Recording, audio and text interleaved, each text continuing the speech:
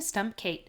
Today we're going to talk about 3 different questions that we have come in from users about how they can look at their data or how they can present that data just in other ways in order to support what they're doing within their classroom. So our first question is, how can I show my results with my students to discuss those common misunderstandings? So this is a great way that if you're using GradeCam in an exit ticket format or at the end of a review or something like that, is what do you need to focus on and how can you help how your students can also join in on that conversation so that they can also contribute to the data as well as sharing what their misunderstandings were. So what I'm going to do is actually have just a vocab quiz here. Vocab is important when you have a base knowledge to make sure you can move on and you're all speaking the same language. So by clicking on reports, you obviously get the score graph, and this just kind of gives you an overview. And if you knew what topic you're ready, is you would say, I've only got about 17% of my kids are on level. So I may want to circle back because I got quite a few of them below where I would like them to be in order to move forward. But if you were sharing this with students, you wouldn't want them to see the names down here. So make sure you go up here to configure and then check or toggle that switch, and your students' names are hidden so that if you're sharing your screen or you're displaying it in your classroom, you can still have these conversations, but the student names are not there. The other one that may help you out is also the item analysis, as that's really great to break down each question. So you saw that on number 3, you were kind of all over the place. So, point that back to your students. What was the misunderstanding here with this particular vocab word? Was it how it was stated in the sentence? Can we clear up a little bit and talk out, because we were all over the board? Number 4, there was a overwhelming number of students that chose the wrong response. So maybe the question wasn't worded very clearly, or again, that vocab word they were too close, the two responses and the distractor, not really understanding. The students didn't get what they needed, but you can talk out these misunderstandings so they can say, maybe what they shared, but we're hiding those student names. So you're focusing on the student data.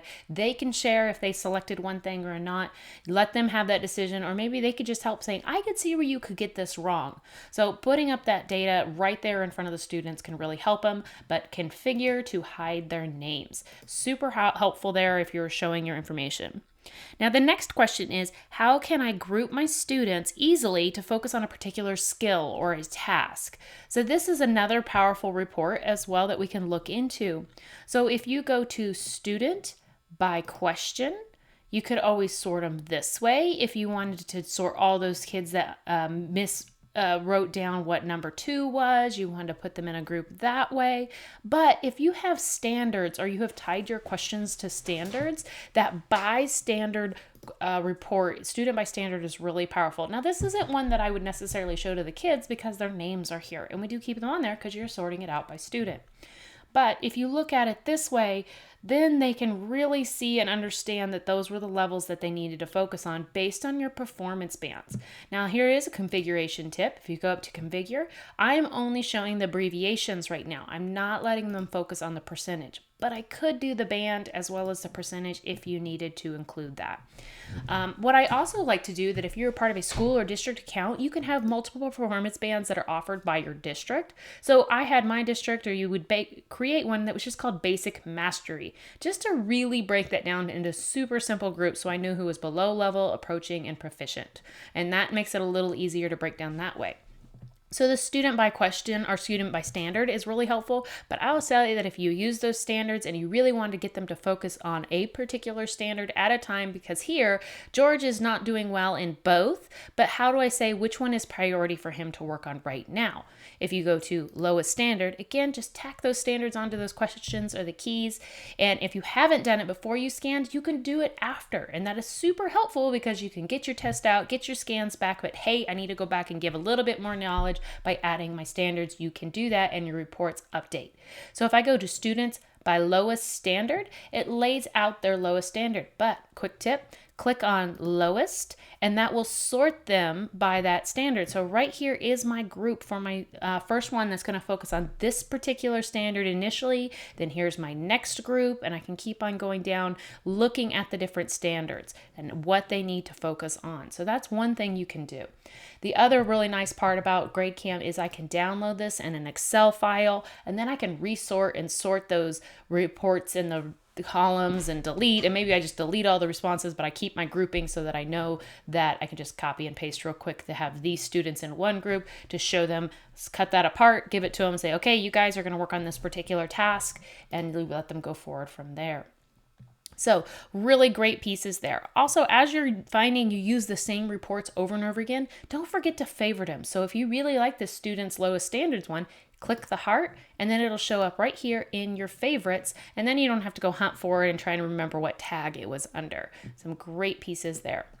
Now, this next one is actually a really neat report, but we don't see it very often.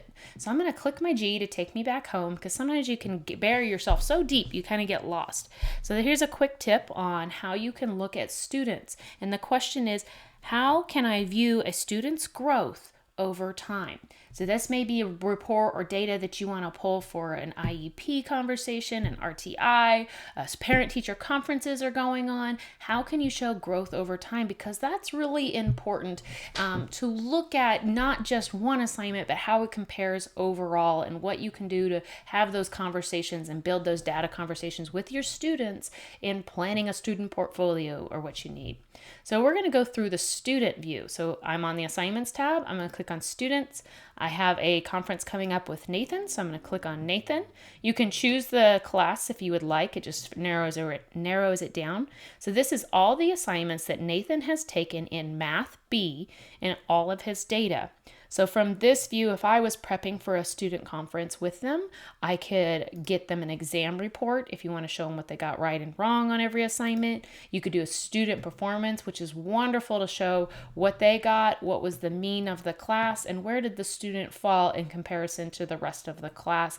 That also shows you performance. And I can easily just print these right from here and hand those back to the parent or the student so that we could have a conversation over time. And you can have it in this one may be one you want to change to portrait layout if you could adjust your printing. Now, since I know I'm really looking at standards, and if you follow standards-based grading, you want to look at standards over multiple assignments. This would require that you would have standards tied to each assignment. Those can be personal standards if you've gotten into personal standards, or if you're a school or district account and you have class or school standards or state standards, you just want to add those standards to the question so you can see how they go over time. And I'm going to show you a quick trip. So I'm going to go to standards, and this one is my absolute favorite. I'm going to skip back. So if you go to standards overview, this is also a really good one to share with parents so that they can see, how are they doing in their growth over time right now? How is their grade based on each one of those standards? What are you testing? And you can talk about that. So those are good conversation starters, but I like this growth, the longitudinal graph. So standards, longitudinal, you do have to have standards attached. Now, right now, this doesn't make a lot of sense, but I'm going to give you a quick tip. If you are using labels, go down to labels. You can label all of the assignments within one unit. So I have a unit 7 on money. Click on that, and that will automatically pull all my assignments that I have tagged with that label of unit 7. Now, if I look here, you see that it says post-test, this is review. So I need to swap this real quick because I like to go ahead and show the growth over time. This is just showing the most recent to the furthest out. So I want to swap that. If you go up to more, configure, swap my date. If there's any additional assignments there, I can also go over to the standards. What standards am I showing? Okay, I've got one more standard I want to add because by default, GradeCam just shows you 4 because it can get a little messy. So you may just have 4, 3, 2 particular standards that you're looking at, and you can bring those in, hit done. I'm not going to do the unaligned because those don't really matter. And now this is still a little difficult to read, but if you check or click on the actual little icon, you can isolate down what standards you want to look at. So this standard was on multiple assignments. That's what every dot stands for. And I can see that they really had a dip. We had a misunderstanding here, but we came back up and we held strong towards the end of the unit. I can also do that here and see the growth. So you're really focusing in those conversations about growth and how things have changed over time or how they have improved or areas that they may need to put some additional focus on as they get prepped for the next lesson if a standard is not where it should be. So let me click on this one. Oops, there we go. So this one I saw that kind of went down. Now I was only tested on it 3 times, but we lost some skill and we went down a little bit for that particular student. So I could print these off if I wanted to, but I really love showing it within GradeCam because then you can really interact with what charts are doing where. So just hit your labels, and if you don't remember how to do labels, we will put a quick video to tell you about adding labels, and so that you can have that additional filter. So I hope that you had a great time looking through the different reports, and I'd love to hear from you on how you use reports or the data in your classroom, maybe in different ways that you hadn't thought of before, and how that has changed. So thank you so much. Have a great day.